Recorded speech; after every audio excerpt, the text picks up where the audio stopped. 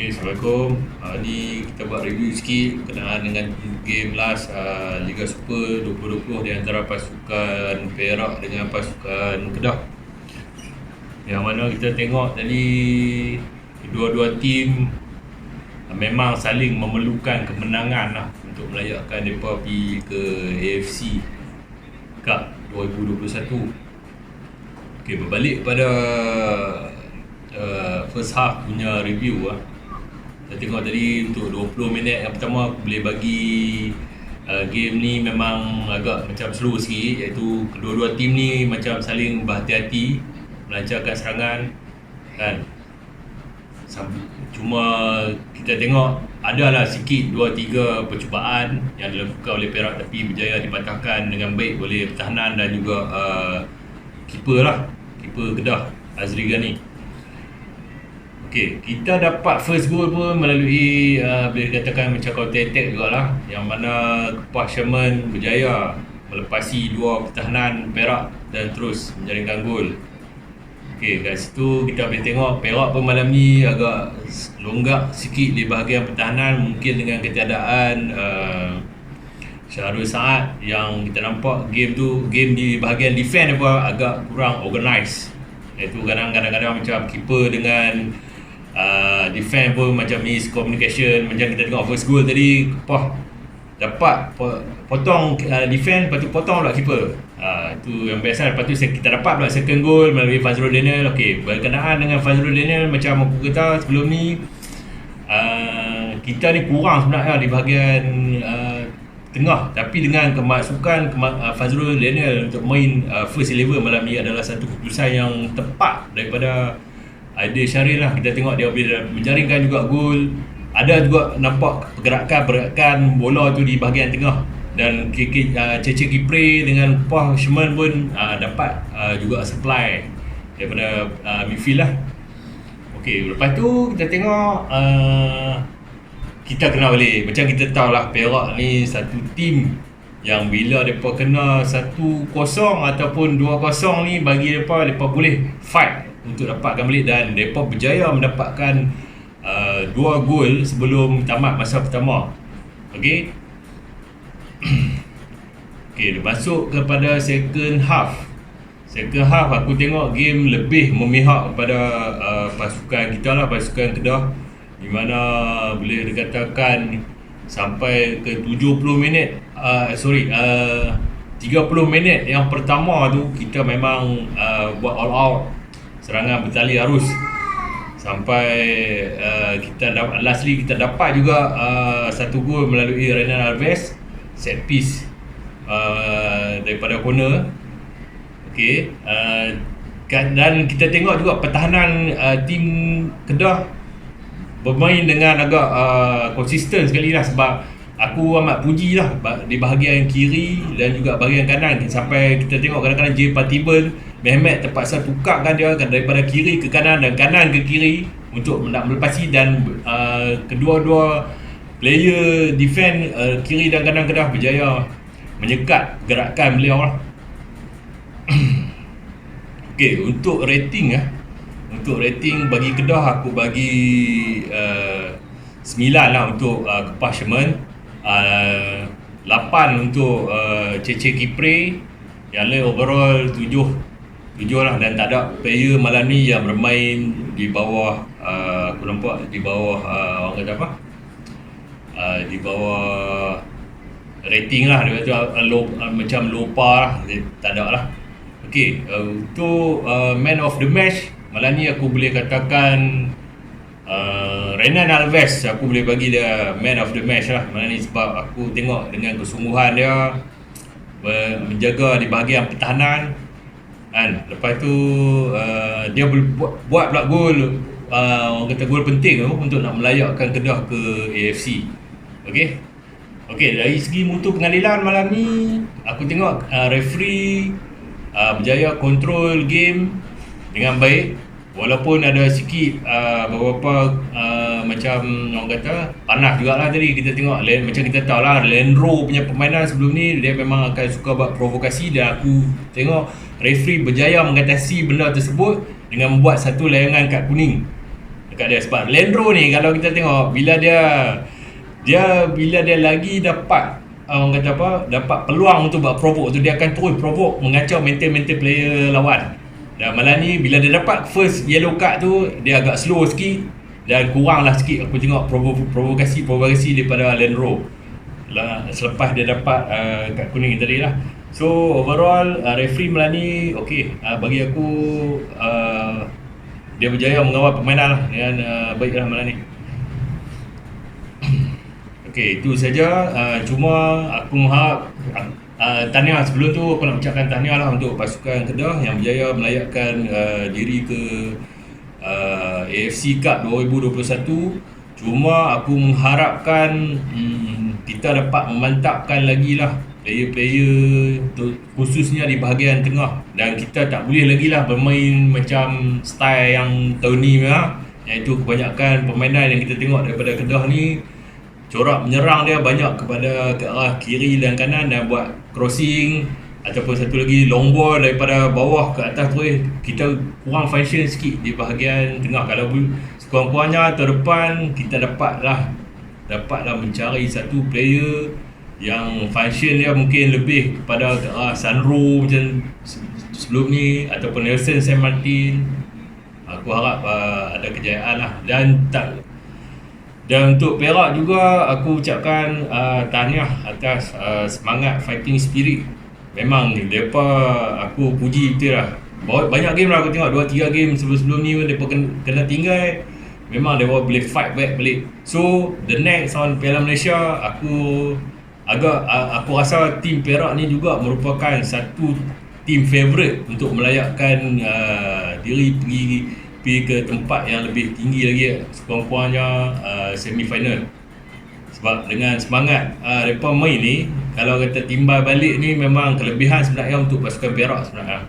Okay, itu saja aku punya komen untuk malam ni. Assalamualaikum. Hello, Assalamualaikum. Perlawanan di antara Perak dan Kedah, perlawanan last Liga Super. So, sebelah kaki sepatutnya dah, bukan sebelah kaki lah, memang tak nampak kaki lah sebenarnya. Apa yang boleh aku rungkaikan, ini bukan berkenaan game malam tadi saja. Berkenaan dengan season ni, kita memang tak ada player simpanan yang sama level dengan First E. So apabila berlakunya pergantungan ataupun injuries, aku beranggapan berkemungkinan sama ada Mehmet memang dia tak percaya langsung, memang tak nak bagi peluang langsung dekat player bench ni, ataupun kualiti yang ada pada squad simpanan ni Perak ni tak sama level dengan player First E yang ada. Itu yang membuatkan kita memang nampak sejak daripada Mehmet lagi kita nampak Mehmet menggunakan player yang sama sepanjang game lah. Hanya ada berapa sikit je perubahan kan.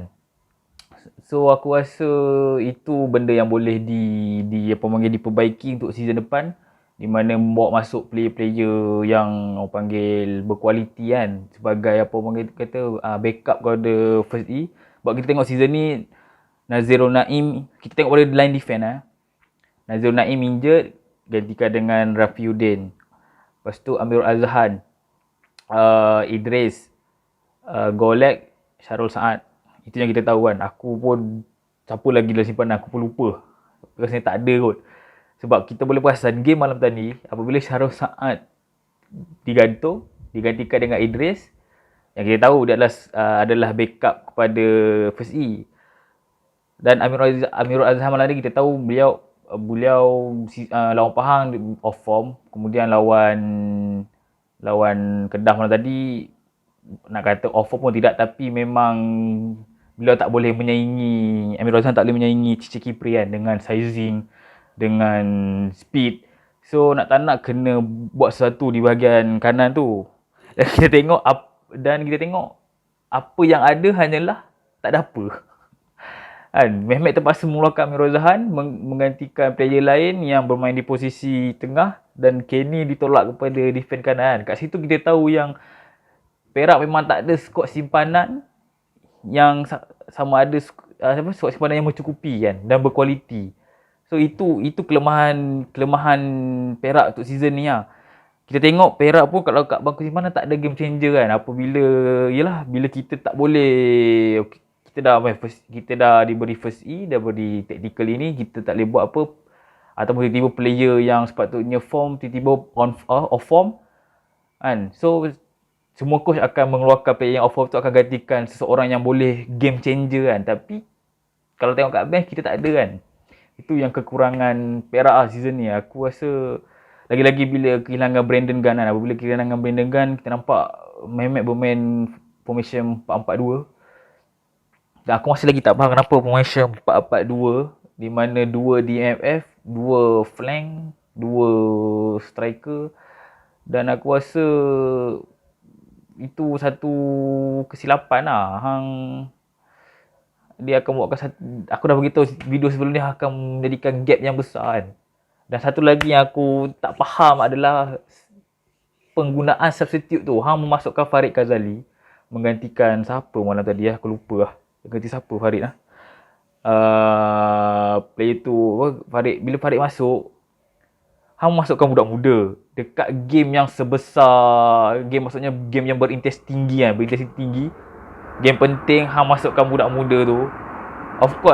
Of course lah kita akan letak pressure dekat player tu, faham tak? Tapi tu lah, aku pun tak faham kenapa hang tak masukkan Hafiz Ramadan yang lebih berpengalaman untuk game malam tadi. Sebab malam tadi aku rasa memerlukan pengalaman, bukannya malam tadi baru hang nak test player muda kan. Aku pun tak faham kenapa. Bukanlah aku nak mengata Farid Ghazali tak bagus, tapi game semalam tu bukan game yang sesuai untuk Farid Ghazali kan. Kemudian bila budak tu tak perform, hang buat keluar, hang masukkan Adik Raub kan. Nasib baik Adik Raub tu perform.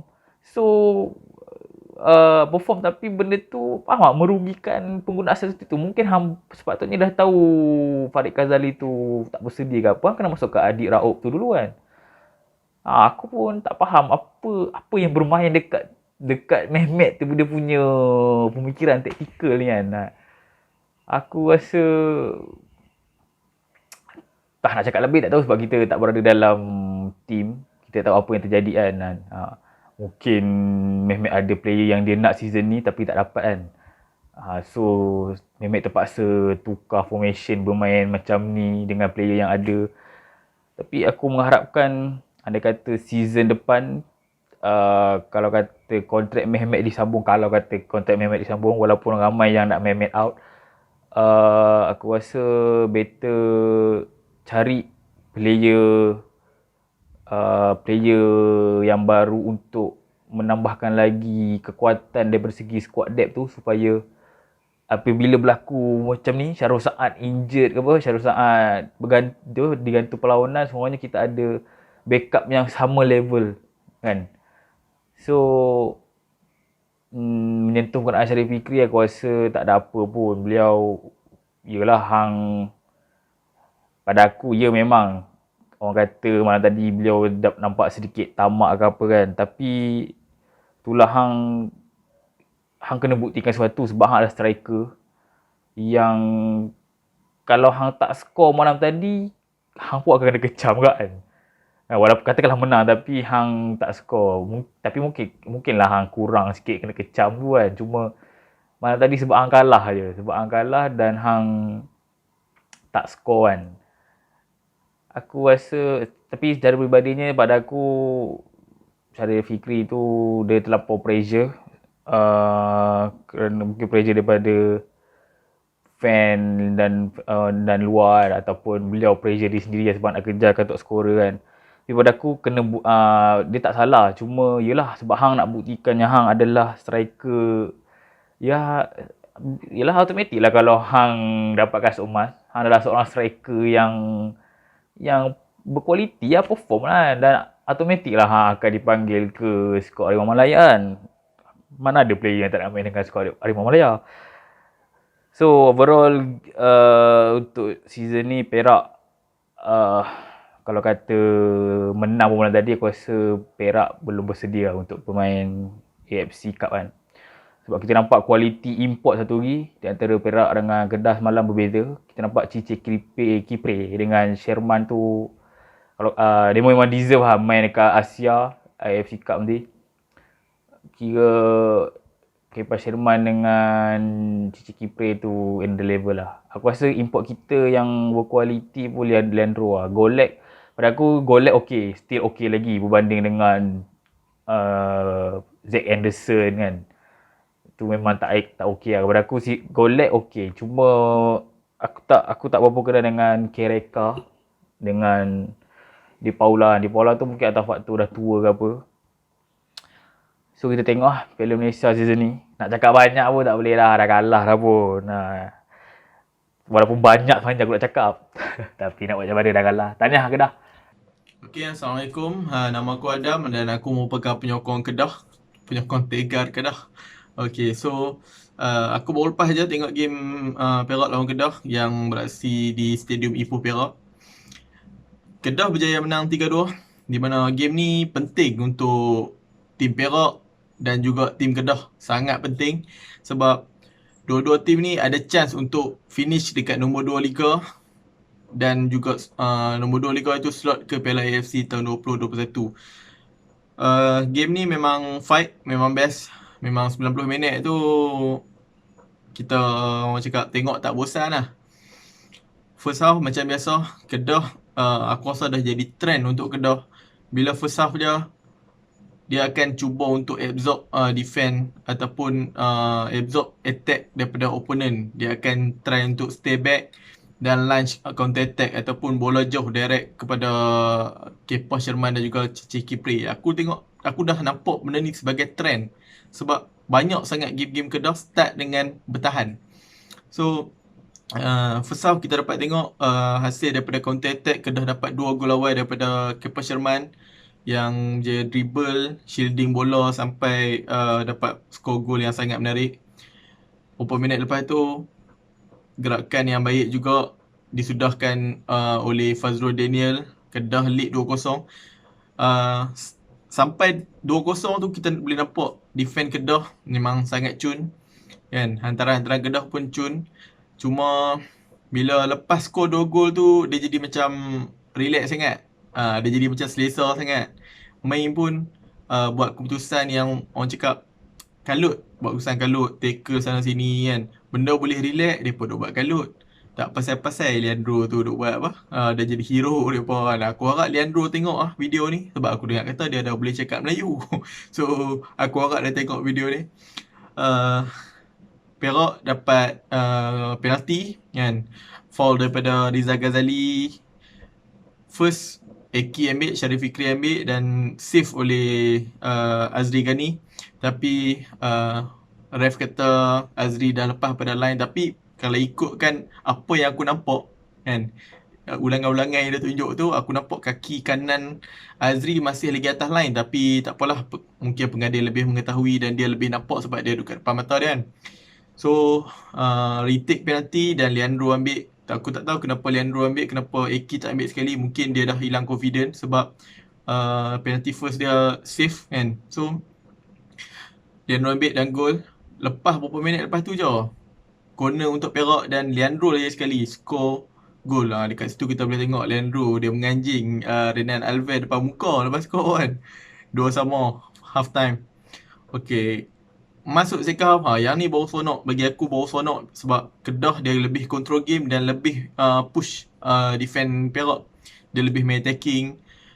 Memang corak Kedah main ni direct, tapi untuk second half ni dia lebih attacking, dia lebih control ball. So position lebih banyak kepada Kedah dan boleh buat banyak hantaran-hantaran ke depan. Dan banyak juga cubaan-cubaan yang bahaya dekat pintu gol Perak. Time second half ni memang aku tengok defend Kedah memang kau-kau, memang cantik, memang disiplin. So lepas banyak chances, banyak sangat shoot yang di save oleh Fizul Hakim yang keluar apa semua. Kedah berjaya skor melalui tandukan Renan Alves hasil hantaran corner daripada Badru Bakhtiar untuk meletakkan Kedah 3-2 di depan. Kali ini aku tertunggu juga kok Renan nak pergi kelak depan muka Leandro. Tapi tak juga, mungkin orang cakap professional footballer. Dia relax kan, dia tak gelabah, dia biasalah. Mungkin Leandro tu first goal tak silap aku dia untuk season ni kan. Dia baru main 5 game sebab dia injured. Leandro ni tak boleh tengok muka dah. Dia panggil dia bukan-bukan. So apa pun, Kedah memang main dengan cantik kan. Walaupun ujung bagi aku yang bahagian tak cantik dia ujung second half tu lah. Tak ada disiplin, terabak main, kalut kan. Itu yang punca kena gol 2 biji tu. So misi ke Asia akhirnya accomplish. Kedah berjaya layak ke Asia untuk tahun 2021 akan berlaksana di Piala AFC. Kan, ini berita kedua lah aku gembira untuk season ni, lepas Kedah dah settle penswastaan. Walaupun kabarnya nama dan logo tu memang menyakitkan hati, tapi finally dia settle swasta dan juga boleh layak main dekat Liga Super dan juga Piala AFC untuk season depan. Okay, so kita tunggu. Lepas ni Piala Malaysia pula akan start ujung bulan ni tak silap aku. So all the best Kedah dan juga Perak. Terima kasih. Assalamualaikum. Assalamualaikum warahmatullahi wabarakatuh. Bertemu sekali lagi dengan Pak Nal untuk edisi channel pemain ke-12.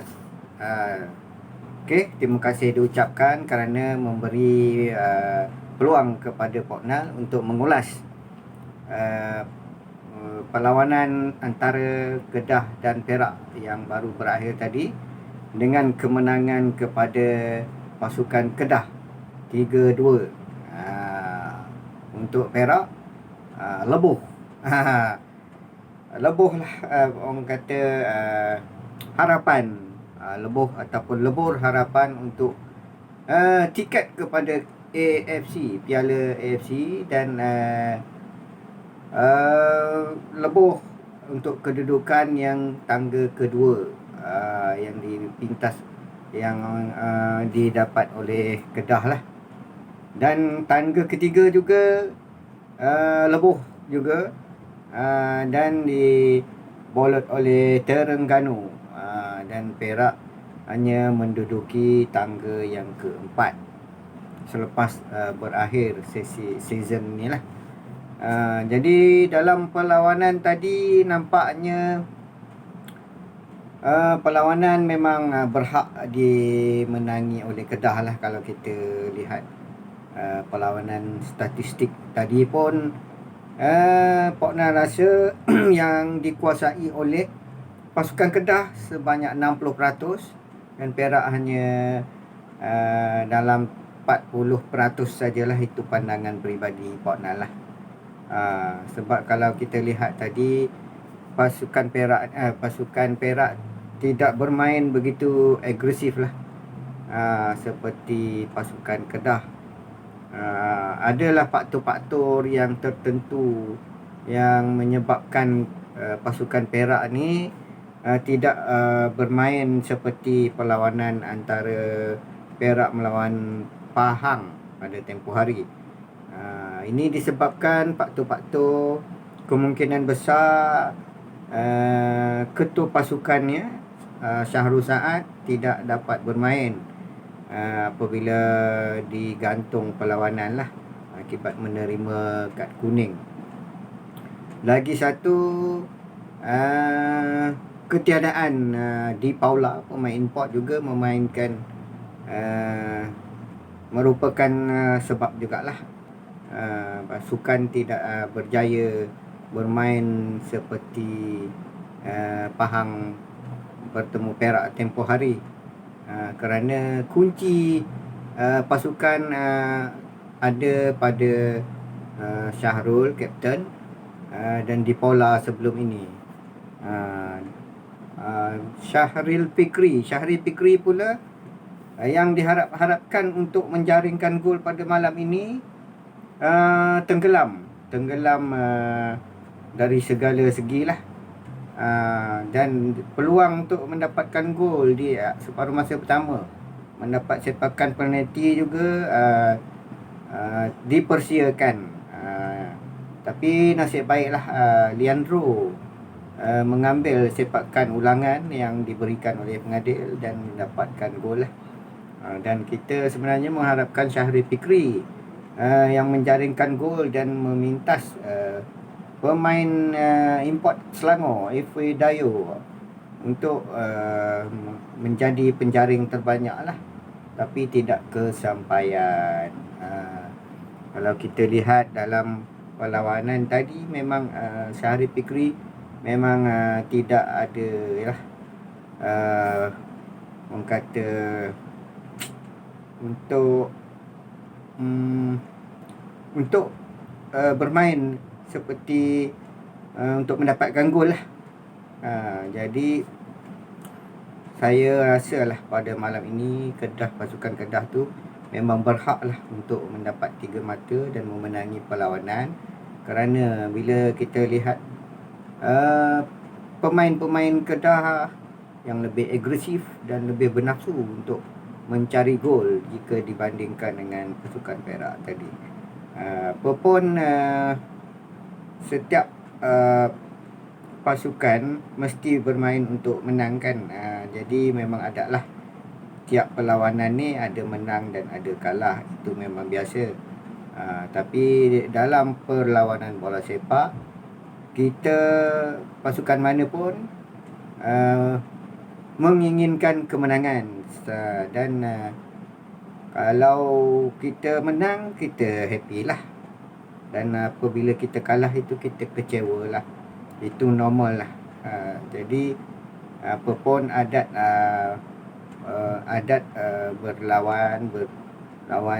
perlawanan memang begitulah. Jadi sehingga tamat perlawanan tadi, didapati pasukan Perak dan Kedah bermain bersungguh-sungguh lah. Walaupun Perak cuba menyaingi pasukan Kedah, tapi nasib tidak menyebelahi pasukan Perak. Dalam bola sepak pun kadang-kadang ada faktor luck ataupun nasib. Jadi nasib pun tidak menyebelahi Perak nampaknya pada tahun ini, dan hanya menduduki tangga ke-4. Apapun diharapkan pasukan Perak akan mencuba lagi memperkemaskan pasukan pada season yang akan datang lah. Okey, setakat ini saja yang dapat anda komen. Dan dengan ucapan majulah sukan untuk negara. Sekian, wabillahi taufiq wal hidayah. Wassalamualaikum warahmatullahi wabarakatuh. Salam hormat.